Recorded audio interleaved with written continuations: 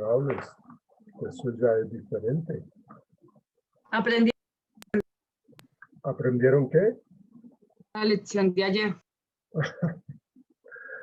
Bueno, lo importante es que la interioricen, porque sí, Obvio, profe.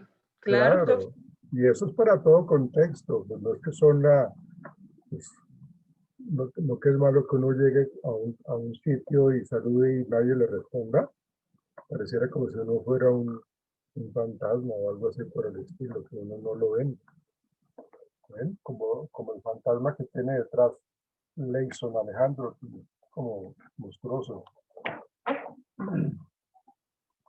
¿Por qué ese fondo, Leyson? ¿Por qué?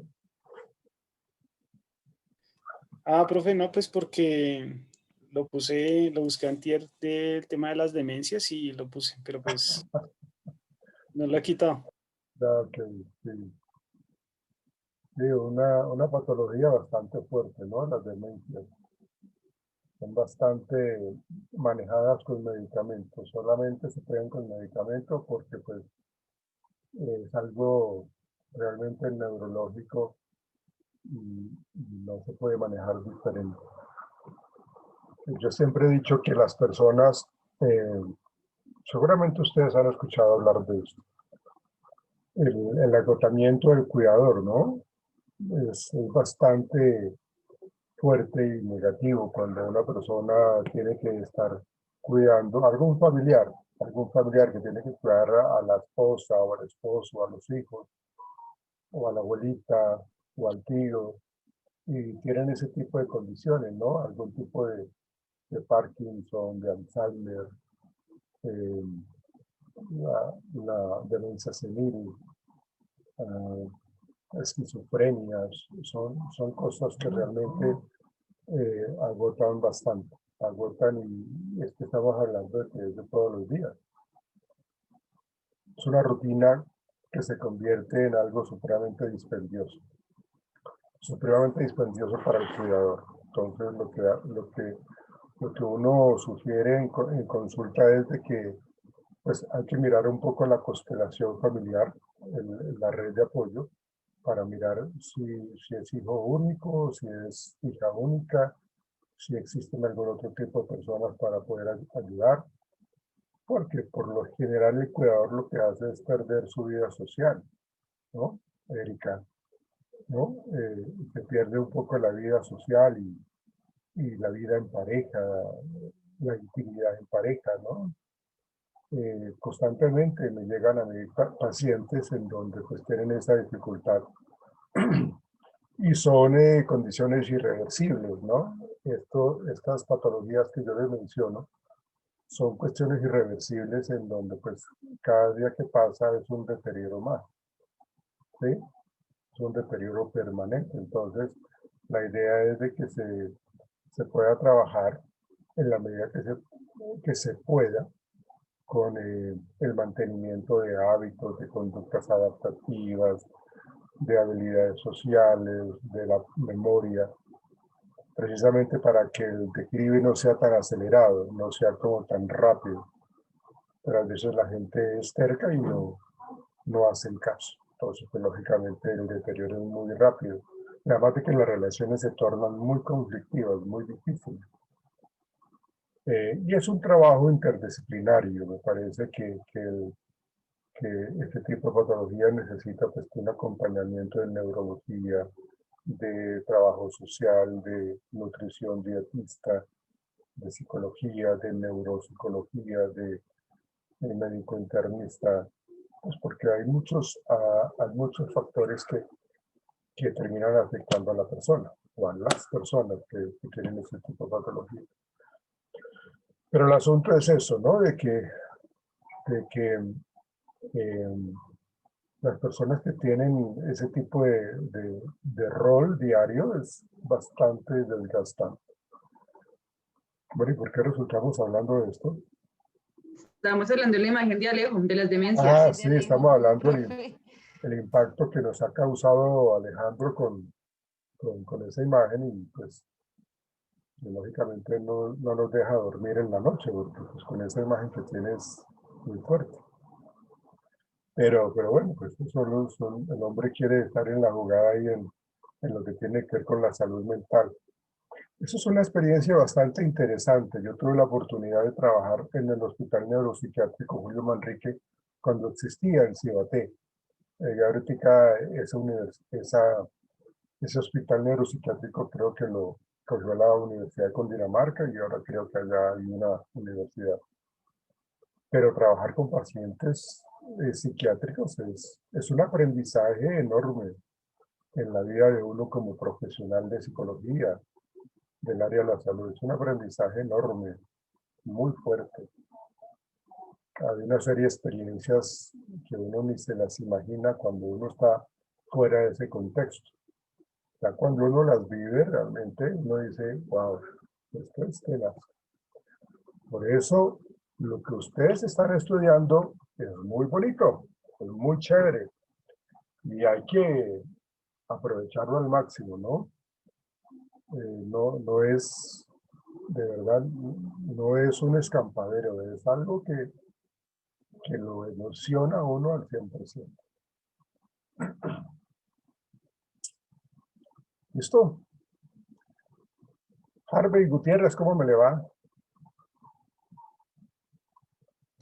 Buenas noches, bien señor. Me alegra mucho. Miguel Hernández, qué gusto en verlo. Igualmente, profe.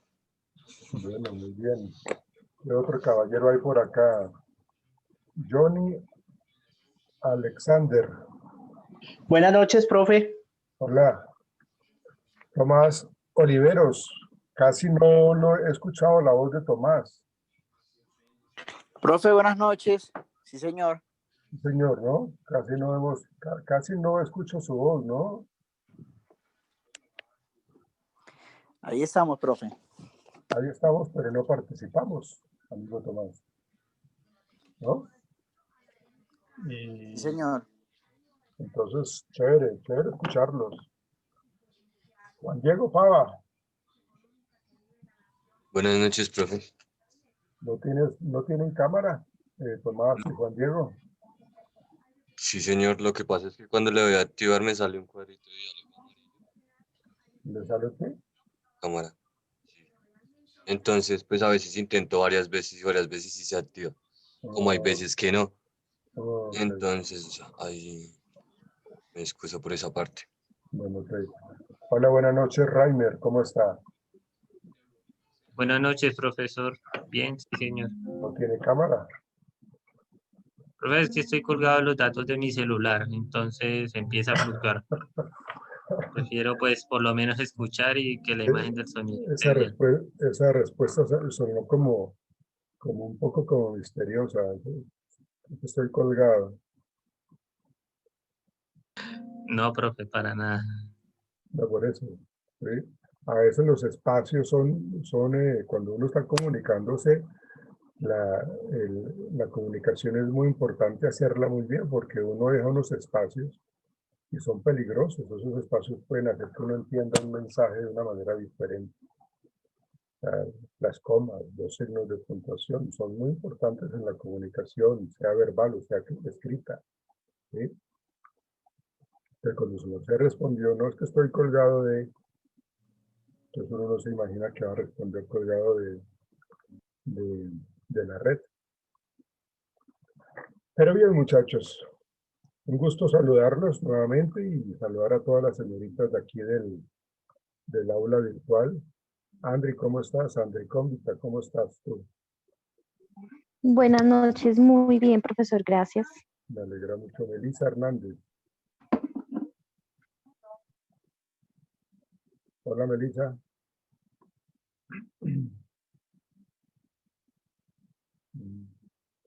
Creo que la retiró la red. Hola, Luisa Hoyos, ¿cómo estás tú? Hola, profe, buenas noches. Oh, ¿cómo estás? Buenas noches. Daniela Mejía, hola. Hola, profe, buenas noches. Ánimo, Daniela, ánimo. Ánimo. ¿Cómo, profe? Que no se te ve como con ánimo, ¿no? Bueno, es que ya son las 8 de la noche. Profe, ¿no? cansada, un día agotador, lleno de trabajo, pero bien. Bueno, pero bendito Dios, tienes la salud para trabajar y tienes el trabajo para cuidarte la salud también. Sí, gracias a Dios, sí, profe. Natalie, buenas noches. Casi no te escucho, Natalie, en lo que llevamos del módulo, no te he escuchado, no conozco tu voz. Pedraza Bermúdez, profe. ¿Cómo?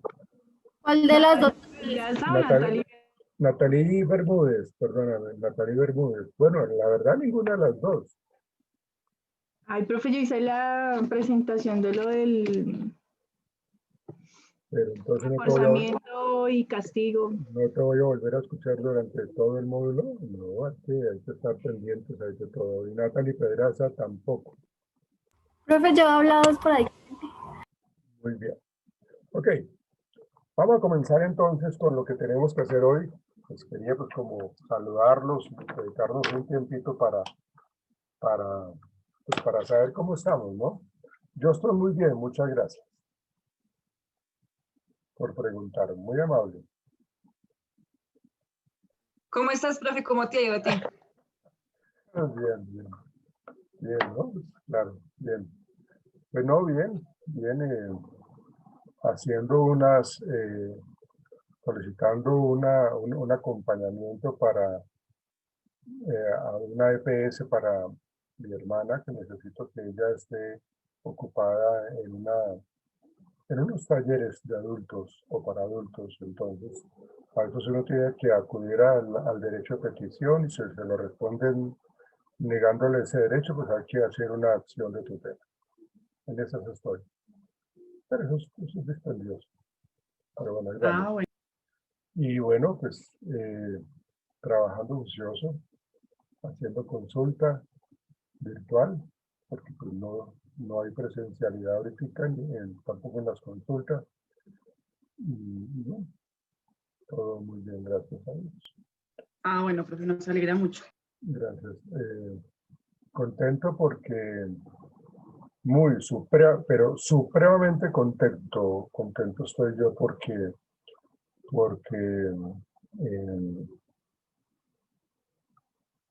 Fernando Uribe va a jugar con Millonarios nuevamente. O sea, que es de Millonarios, profe, lo hemos descubierto. No sé por qué ustedes hacen caras como de asombro, sí, yo soy un acérrimo de Millonarios, ¿no? No sé, no, pues sí, me encanta. Y bueno, de pronto tenemos la posibilidad de traernos al escudo nuevamente otra estrella. Entonces, Epa, sí. sí sea. ¿Quién dijo epa, sí sea? ¿Quién dijo? Pavita es de Millonarios. Pues si va a subir la nota, Bien. Ahorita anoto su nombre, Juan Diego. Ya ahorita. Yo también, profe, todos somos de Millonarios, todos los 37 No también son millonarios. Todos somos de hincha de Millonarios. Morimos por Arriba ellos. Santa Fe. Daniela, Daniela creería que tienes que cambiar, aplazar el semestre, diría yo. Aplázalo, porque es que si te pido que si te pido que te pases al día, pues igual allá me vas a encontrar, entonces creo que tampoco te ves muy bien en el día. Ay, no, profe, yo no soy de ninguna hinchada, la verdad. Bueno, okay.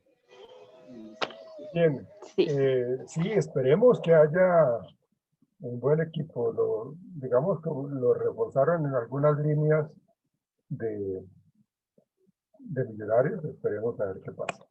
Pero bueno, ok. Ahora sí, en serio, vamos a ponernos como muy juiciosos en la tarea de hoy. Jenny Ospina.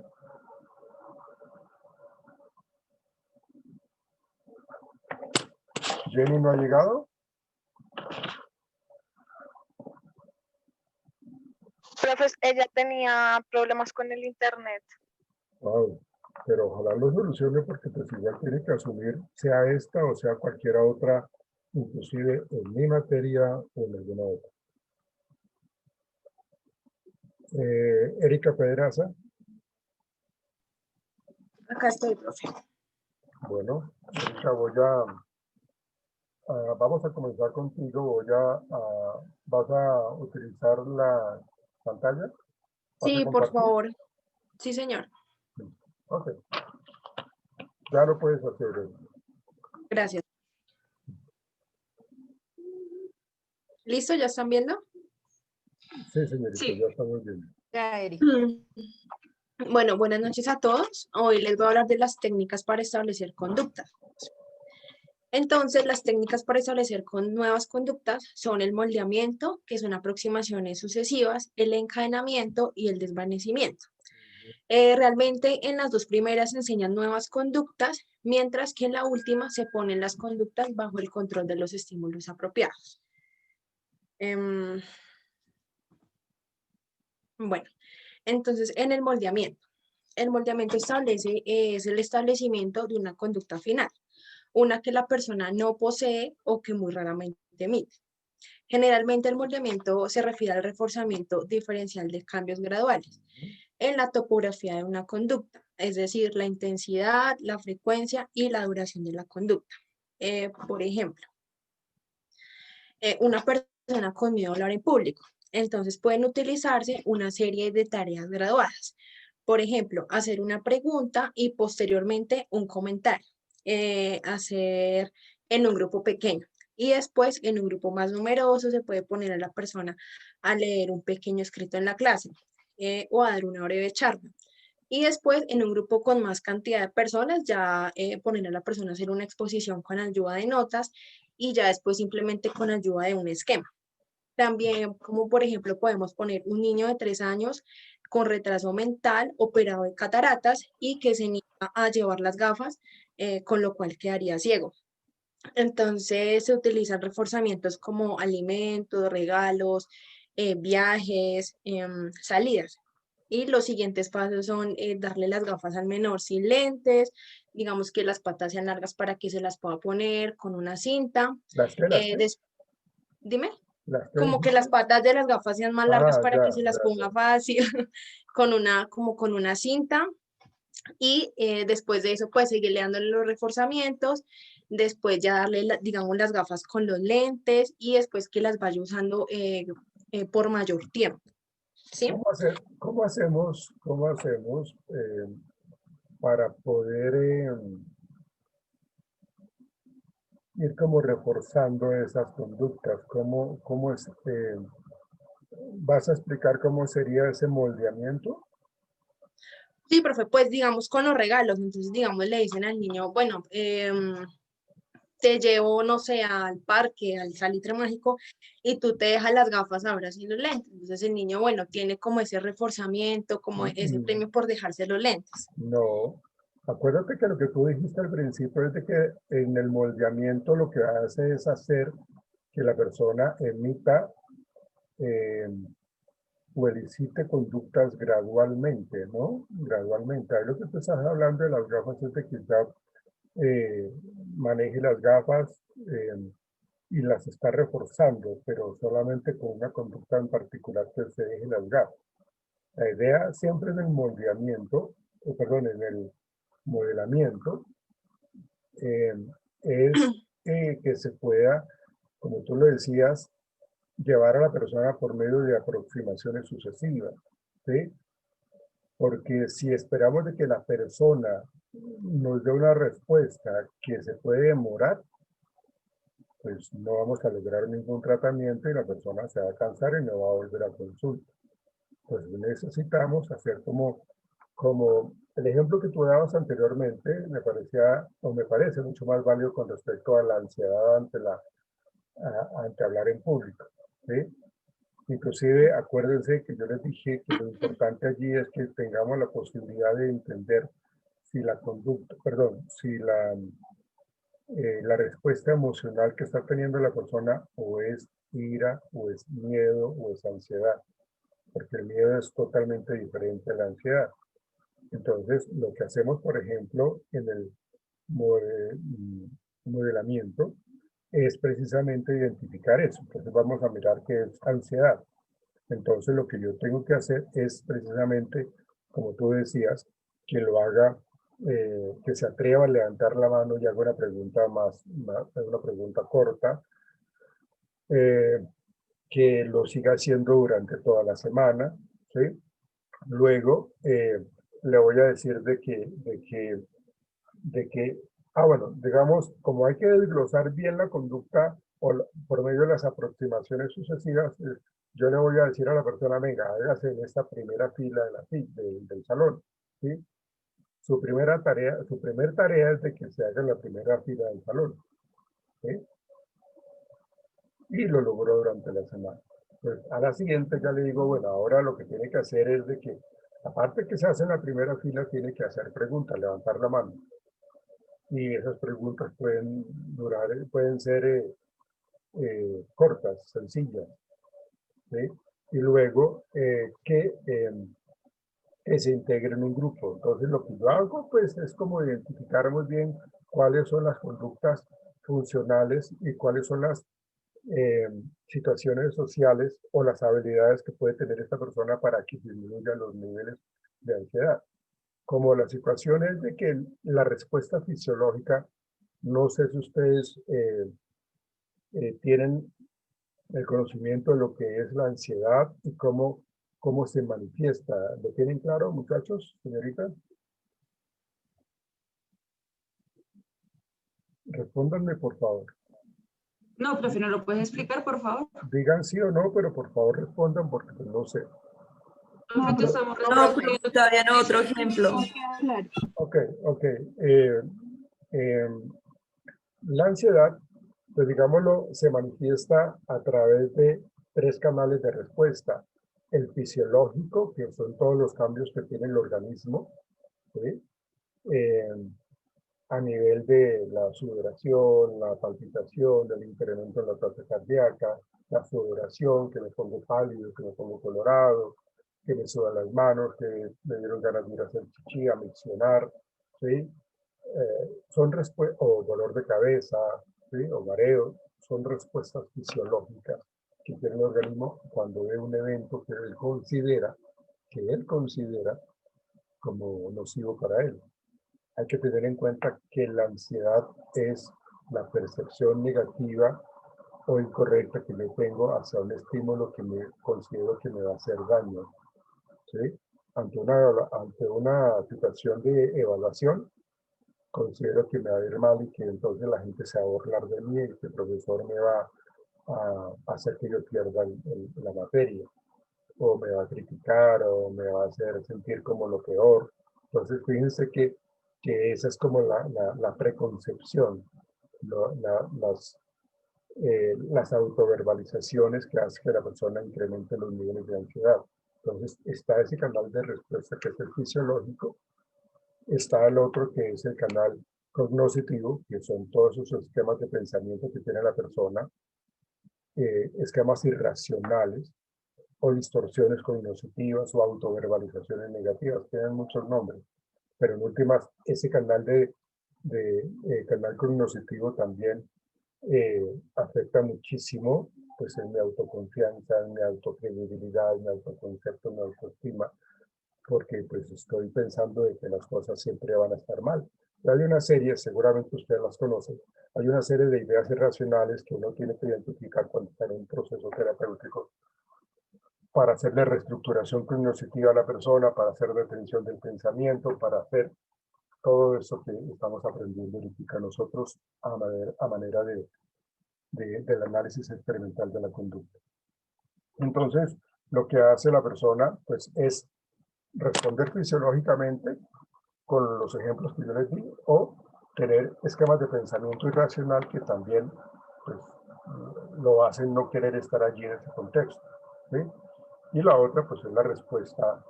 Yo les dije que eran 3 canales de respuesta: el cognitivo, el fisiológico y el motor. El motor tiene que ver con la conducta observable, lo que observamos nosotros que hace la persona, como es de pronto jalarse el cabello, comerse las uñas, caminar de un lado para otro, ¿sí? Escapar del contexto, llorar, gritar o quedarse en silencio, son respuestas observables, ¿no? Entonces, esa es lo que tiene que ver con la ansiedad. Entonces, lo que yo pretendo en este proceso de moldeamiento es precisamente llevar a la persona a que vaya adquiriendo gradualmente mayor confianza, mejores habilidades y que se atreva a hacer las cosas. Pero es que tiene que hacerlo, no se puede dejar a la persona que no lo haga, tiene que hacerlo. ¿Sí? Les voy a dar un ejemplo de cómo se incuba la ansiedad, cómo, digamos, la persona hasta termina incubando ansiedad y eso a largo plazo es malísimo. ¿Sí? Yo les digo a ustedes, a 3 compañeros de ustedes, les digo, vea, ustedes tienen que, digamos que estamos en clases presenciales, entonces les digo, prepárenme una exposición fulanito, fulanito y fulanita, ¿sí? Y resulta que alguno de ellos 3, uno de ellos es supremamente ansioso, o sea, una ansiedad pero exacerbada, muy fuerte, ¿sí? Entonces, él empieza a incubar ansiedad, digamos que la exposición la tiene para, hoy es miércoles, digamos que la tiene para el lunes, ¿sí? Entonces, la persona empieza a preparar la exposición, ¿sí? La persona que es muy ansiosa empieza a preparar la exposición, pero va empezando a tener una serie de ideas irracionales como me va a ir mal, se van a burlar de mí, yo no voy a ser capaz. Entonces, aunque él sigue preparando la exposición, él empieza a tener todas esas dificultades en su esquema de pensamiento y eso pues le va haciendo que vaya incubando ansiedad, ¿sí? Y así pasa todo eso, pues a veces hasta inclusive tiene trastornos del sueño, tiene insomnio porque se deja llevar, o sea, no controla los niveles de ansiedad y se siente muy mal. Entonces, la persona llega al momento de la exposición, ¿sí? Y se incrementan los niveles de ansiedad. Cada vez que el objeto temido se acerca más, pues los niveles de ansiedad se tornan más altos, más fuertes. Entonces los compañeros se dan cuenta de que esta persona está muy ansiosa y, entre comillas, le van a ayudar diciéndole, entre comillas, por eso digo, le van a decir, para ayudarle, le van a decir, tranquilo, no se preocupe, nosotros preparamos la exposición completa, pues relájese, no tiene que pasar al frente a hablar en público, nosotros lo manejamos. Cuando la persona escucha eso, inmediatamente se descarga toda esa ansiedad, se baja toda esa ansiedad, se disminuye toda esa ansiedad. ¿Por qué? Pues porque ya sabe que se liberó, entre comillas también, de esa responsabilidad, de esa actividad académica, ¿sí? Y bueno, les fue bien, sacaron una excelente nota y todos contentos, ¿sí? Todos se graduaron, pasaron, pues siguieron pasando los semestres y todos se graduaron y toda esa cuestión. Y él como que siempre estuvo con los mismos compañeros y como que siempre le colaboraban en eso. Pues, de un corazón muy grande ellos, pero no saben del daño que le estaban haciendo. Porque ya cuando las personas se gradúan, pues cada quien coge uno por su lado y empiezan su vida laboral. Entonces esta persona que tenía incubada la ansiedad, esta persona que tenía esos niveles de ansiedad, cuando esté en un contexto profesional, laboral, en donde el jefe le dice, venga, necesito que me presente este proyecto ante esta empresa porque vamos a ganar una licitación para él. Necesito que asuma usted este compromiso, prepárelo y por favor haga esa presentación, ¿sí? Y cuando llega ese momento, vuelve a tener todo ese tipo de sintomatología, vuelve a tener todas esas problemáticas y resulta de que le pasó eso. O sea, le fue mal, se le olvidó, fracasó.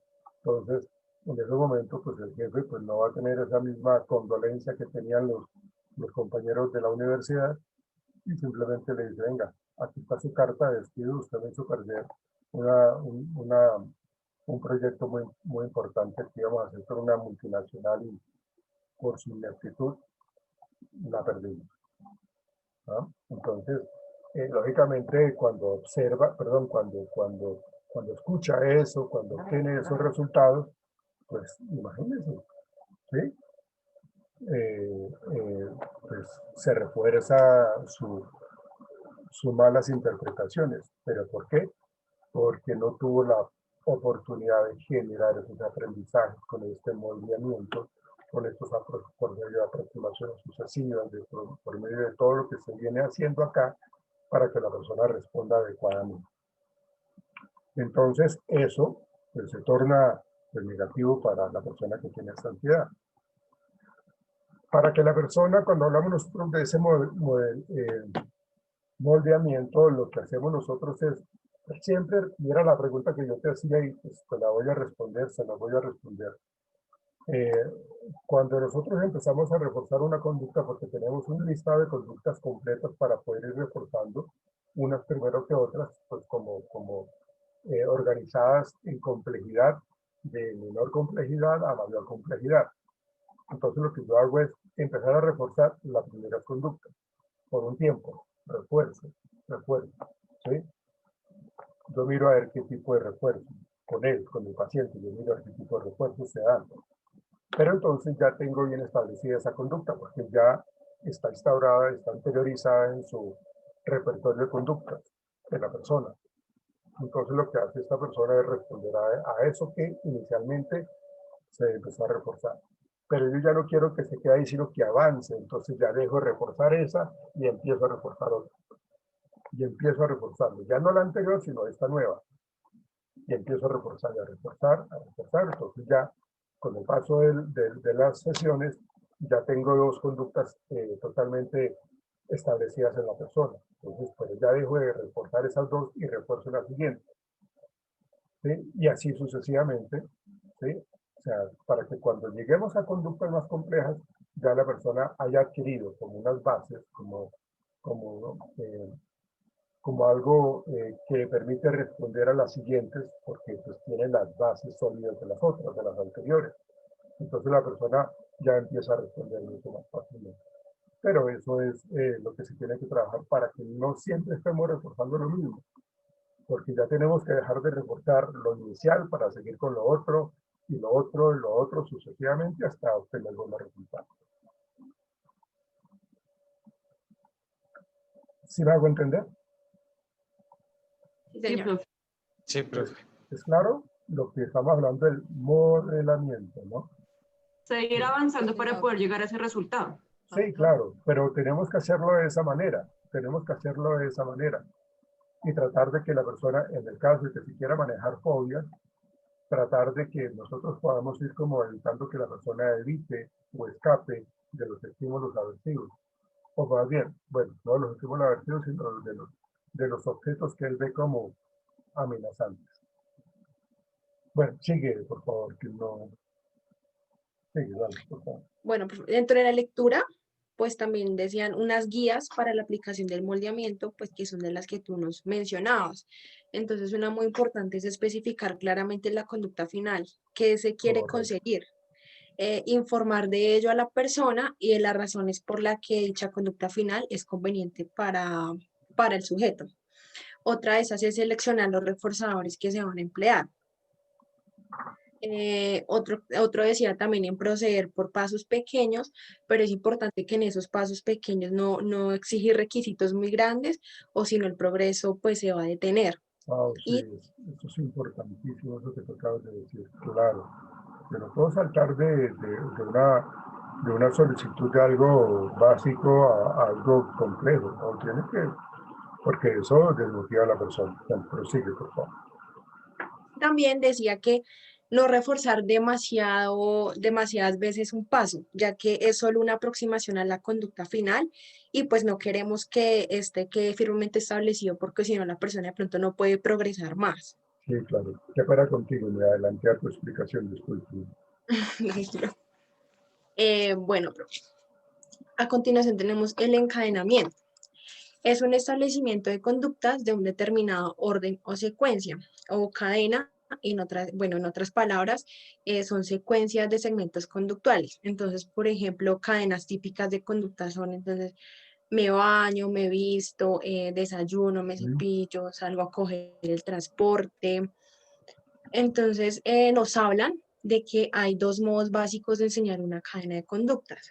Entonces, el primero es el encadenamiento mediante tarea total. Entonces, por ejemplo, la conducta A es abrir la llave. La conducta B es aplicar el jabón en las manos. La conducta C es me enjuago las manos y la conducta D es cierro el grifo, por ejemplo. Entonces, ¿qué pasa en el encadenamiento mediante tarea total? Primero se enseña A, B, C, se enseña todos los 4 pasos, las personas realizan en cada ensayo con más o menos ayuda de, pues, de la persona que lo está guiando y hace todos los componentes desde el principio hasta el final. Listo. Entonces, después está el encadenamiento mediante tarea parcial. La persona debe aprender la cadena por partes y luego combinar los distintos pasos para poder formar la cadena completa. Entonces, acá se desprenden 4 encadenamientos. Está el encadenamiento parcial puro.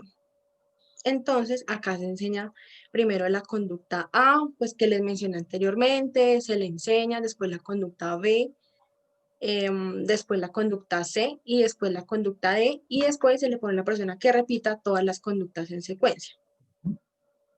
En el encadenamiento parcial progresivo, primero se le enseña a la persona la conducta A, después se le enseña la conducta B, después se le dice que repita la conducta otra vez la A y la B. Después se le enseña la conducta C, después se le enseña la conducta A, B, C y D, que la repita toda, después se le enseña la nueva conducta D, y al final se le dice que la repita todas. Entonces ahí le va agregando de a una y le pide que vuelva y la repita. En el encadenamiento hacia adelante, entonces acá ya es diferente. Se le enseña el paso B, se le enseña el paso A, perdón, después se le incrementa el paso B. Entonces haga A y B, después haga A, B y C seguidos y después que los haga todos seguidos. Y en el encadenamiento hacia atrás es al contrario, entonces que empiece por el último, pues que por el último paso. Entonces, digamos, en el caso del ejemplo que les mencioné anteriormente, que el paso D es que cierre el grifo. Luego se le enseña el paso CD, el paso C es me enjuago las manos y el paso D es cierro el grifo. Después se le enseña el paso BCD, el paso B es me aplico el jabón, el paso C me enjuago las manos y el paso D cierro el grifo. Y por último, se le enseñan ya todas las conductas en orden. Entonces, abro la llave, me aplico el jabón, me enjuago las manos y cierro el grifo. Digamos, para... Sí, Señor profe. sigue. Sí, lo que pasa es que, bueno, tengo que decirte que ahorita que ya en menos de un minuto nos saca la plataforma. Sí. Entonces,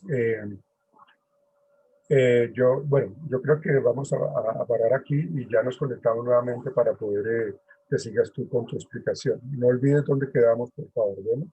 No, profe, dale. Listo, ya nos vemos, señorita. Adiós.